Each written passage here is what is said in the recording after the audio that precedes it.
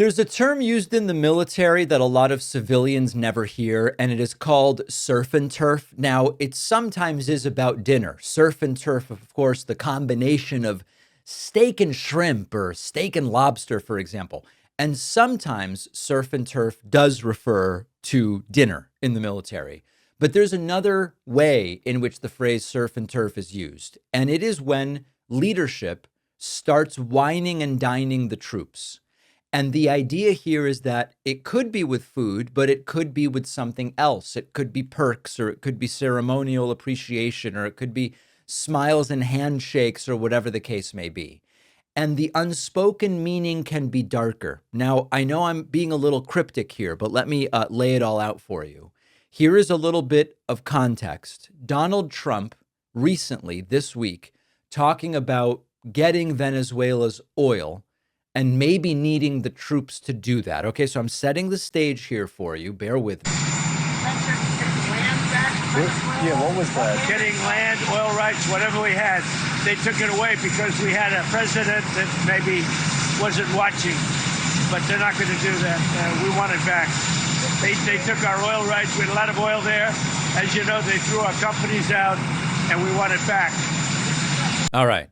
So Trump increasingly aggressive and bloodthirsty with regard to the possibility here of going into Venezuela in a more serious and comprehensive manner.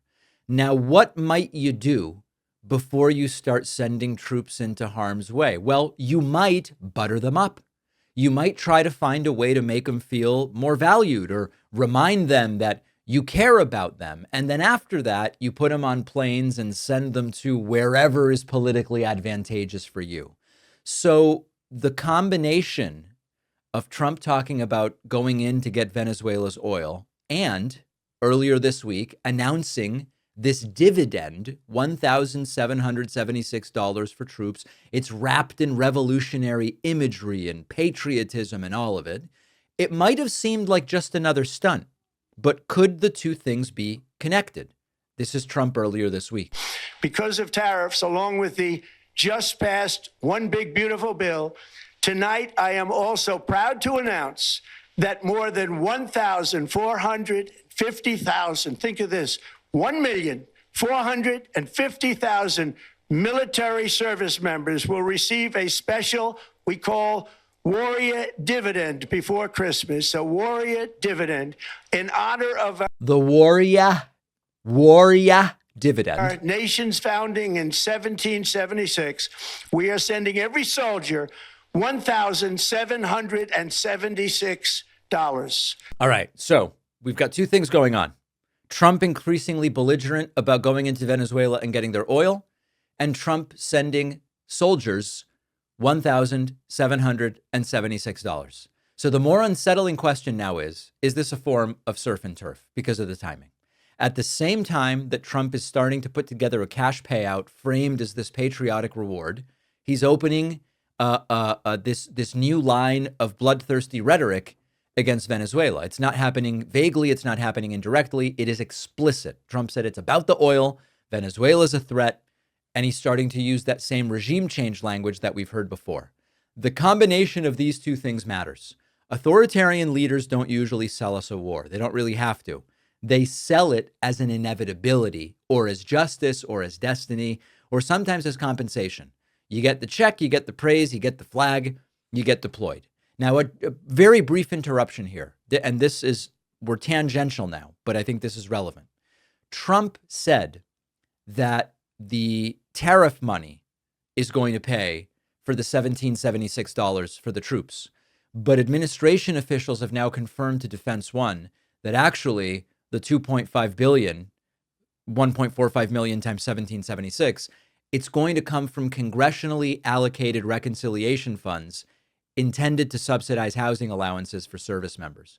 So it is just reallocating money already allocated for service members. That's disgusting. That's absolutely disgusting. And just as a reminder, Trump said it would come from tariffs. We've had a military that, in my opinion, by other presidents was not treated well. They're incredible. They're our finest people. They're protecting us. And because of tariffs, we're taking in billions and billions of dollars more than we ever had before, with no inflation, by the way, with no inflation. You saw the inflation numbers, it just came out today. What great timing. Practically no inflation. And yet we're taking in hundreds of billions of dollars. And this is small potatoes by comparison, but it's a way of taking care of our warriors, our soldiers. There you go. So Trump certainly, it's not even a suggestion, he's saying, we've got so much tariff money, we can use a little bit of it to take care of the troops. But the money is coming from an allocation already made to the troops. That's the tangential story, just more Trump lies. But now we get back to the main line here. Right now, there's no official announcement of war with Venezuela. There's no signed order. There's no formal declaration. That's all. So this is a form of informed speculation. Trump has always treated the military like a prop when it's good for him and a tool when he wants leverage. He loves the imagery. He loves the loyalty. He loves the idea of strength. What he doesn't love and doesn't exhibit is restraint. And when Trump starts talking about oil to justify a military intervention, that is Trump acknowledging what many of us have suspected for a while, that he's not really the anti-war president. So now what we have is this combination of money for the troops when Trump is ginning something up. And the work is being done by that number, $1,776, $1,776.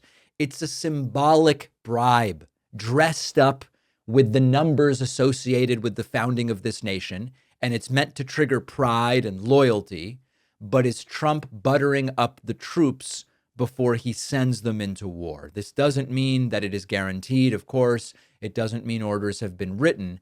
But when the butter comes out, it's worth asking what's on the grill that we might want to butter. And so that is my question to you. Is the dividend to the troops setting up and preparing to start a war? And how could the winner of the FIFA Peace Prize ever consider doing that? Thanks for watching. Check out this other video. And if you like our content, make sure to subscribe so YouTube puts our videos in your feed, and subscribe to the podcast on Spotify and Apple.